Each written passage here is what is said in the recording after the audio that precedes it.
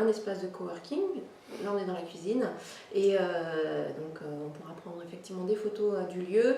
C'est un lieu qui permet un espace partagé de travail pour des entrepreneurs, des porteurs de projets, des gens qui sont freelance ou salariés, qui peuvent travailler en home office.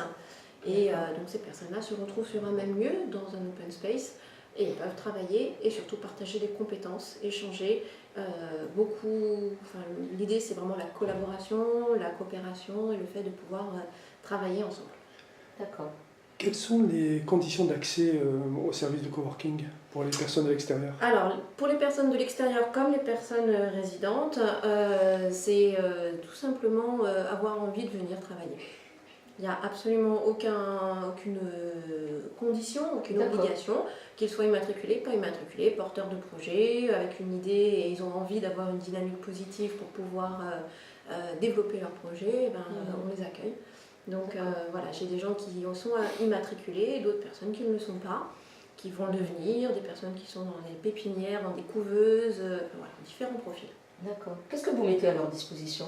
Alors, bien sûr, le côté matériel, un bureau, la possibilité d'avoir un ordinateur, s'ils n'en ont pas en général, ce sont des nomades, donc ils ont quand même leur petit ordinateur portable, tout simplement la Wi-Fi, une imprimante pour pouvoir imprimer en couleur, en grande dimension, vu qu'on fait de la 3 et de la 4, la possibilité d'avoir un vidéoprojecteur et également une salle qu'ils peuvent louer également pour pouvoir faire une réunion, des salles de réunion un petit peu plus institutionnelles, je dirais, pour pouvoir faire des formations, une réunion d'équipe, conférences, bureau d'entretien individuel pour des personnes qui sont plus sur de l'entretien avec des clients, pourquoi pas un directeur de ressources humaines qui veut recruter quelqu'un peut faire un entretien, c'est confidentiel.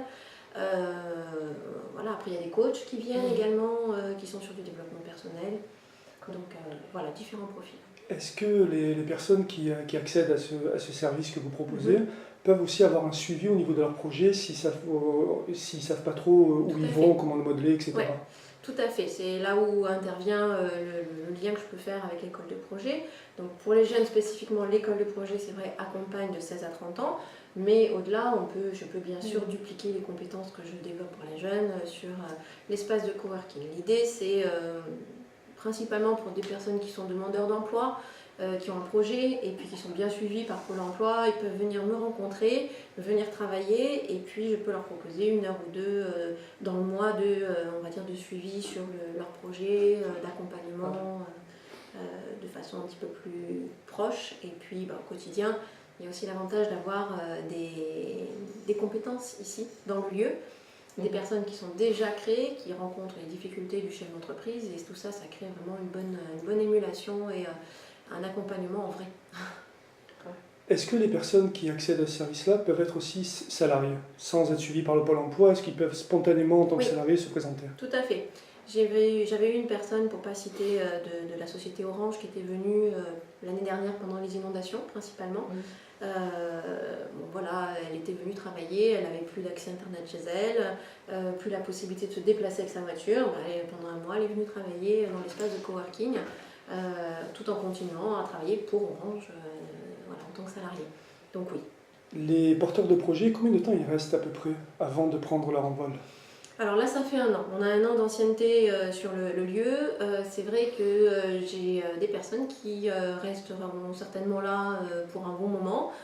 J'ai principalement 2-3 personnes qui sont là depuis le démarrage. Ces personnes-là, elles sont toujours là. Donc ça fait déjà plus d'1 an qu'on travaille ensemble les uns à côté des autres. Certains ils sont bien et peut-être ils voient 1 an, 2 ans, 3 ans, 4 ans ou plus.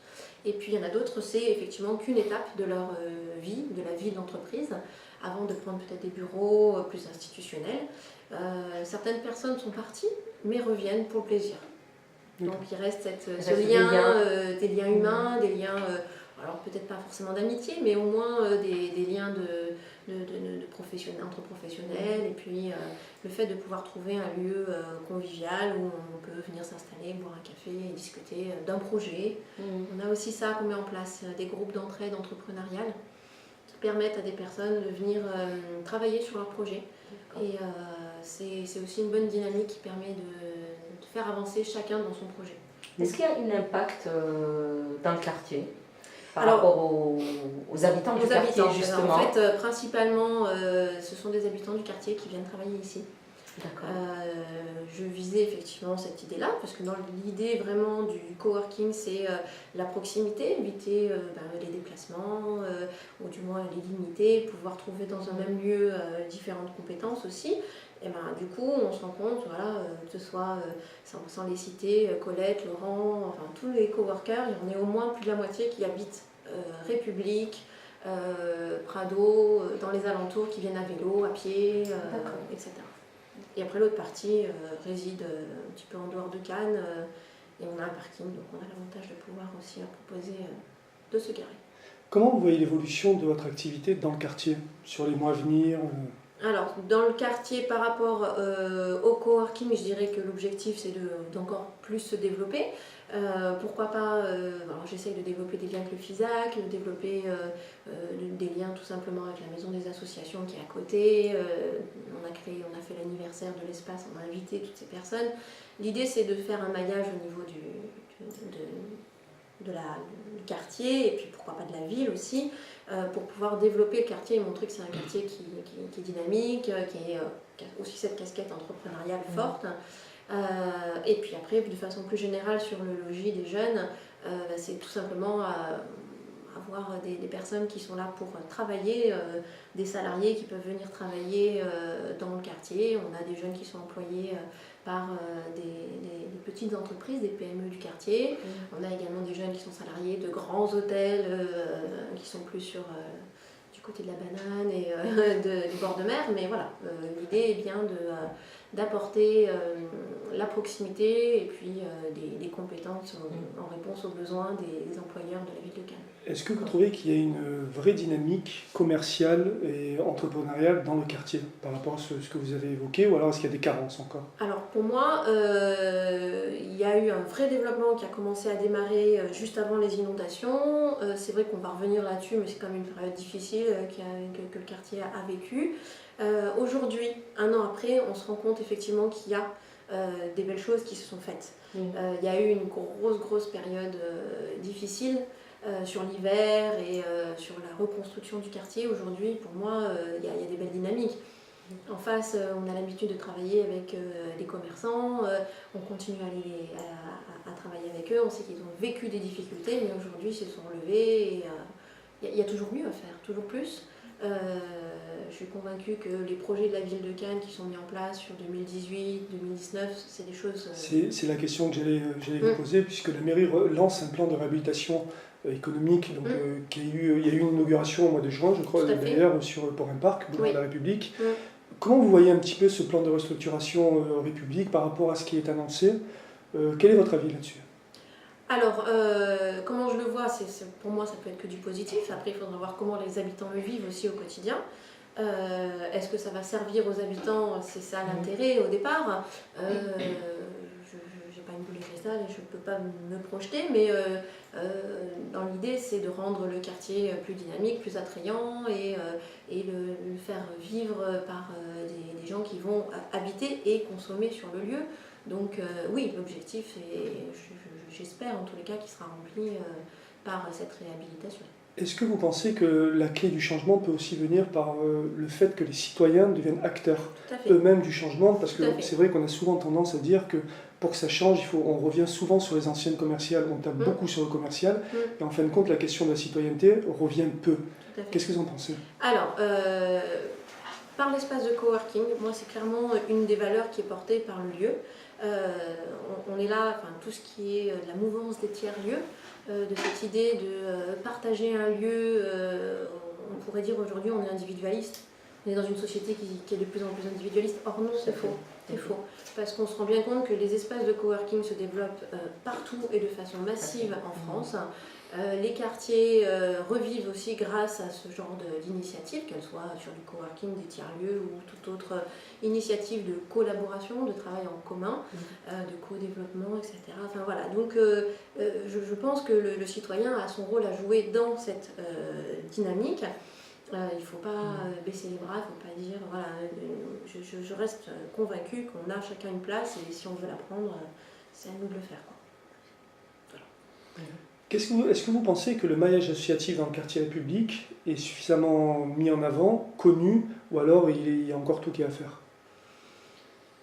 Il peut y avoir des choses à améliorer au niveau du maillage associatif. Il y a la maison des associations qui est là, qui est présente sur ce quartier et qui est là pour développer d'autres choses dans l'avenir au vu des travaux et des choses qui vont être mises en place. On est là, on est présent nous aussi en tant que foyer de jeunes travailleurs. Le logis des jeunes est présent. On accueille 50 associations qui viennent régulièrement nous louer des salles pour faire une assemblée générale, pour faire de la danse, pour faire du yoga, du théâtre, etc. Donc 50 associations dans un quartier, c'est pas... C'est énorme. Voilà, c'est énorme. On les défend et on les accompagne aussi, dans le sens où elles peuvent avoir des moments de questionnement, etc. On est là pour y répondre. On va les accompagner en créant des temps on va réunir toutes les associations et puis on va faire une journée des associations qui sont présentes au sein du logis pour qu'ils aient une bonne visibilité sur la ville de Cannes. Voilà, l'idée étant de mettre en avant ces associations qui sont amenées à faire vivre le lieu et le quartier. J'avais une autre question. La mairie fait de la préemption de local en ce moment, depuis quelques temps, justement, pour essayer de redynamiser, faire amener d'autres enseignes. Est-ce qu'au niveau du coworking, vous êtes limité, ou alors est-ce que c'est quelque chose qui peut vous intéresser d'obtenir d'autres locaux dans le quartier pour pouvoir élargir un petit peu... et développer. Exact. Ça peut toujours être intéressant, effectivement. L'idée du coworking ici, au départ, c'était bien de l'implanter au sein du logis des jeunes de Provence, pour pouvoir faire vivre le lieu différemment, aussi pour mettre les jeunes en lien avec des entrepreneurs déjà en activité, leur offrir cette opportunité-là. Mais à terme, effectivement, j'ai 11 places fixes, plus un bureau, et à un moment, effectivement, on risque d'être... c'est la question que j'allais vous poser, vous en êtes si au niveau occupationnel, justement. Occupation, on est à peu près, je dirais, en temps réel, au courant de la semaine, à peu près à 5-6 personnes qui viennent régulièrement sur les 11 places. 11 places.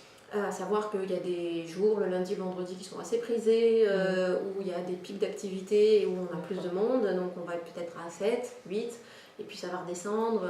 Le mercredi, bon, c'est la journée des enfants, il y a moins de monde.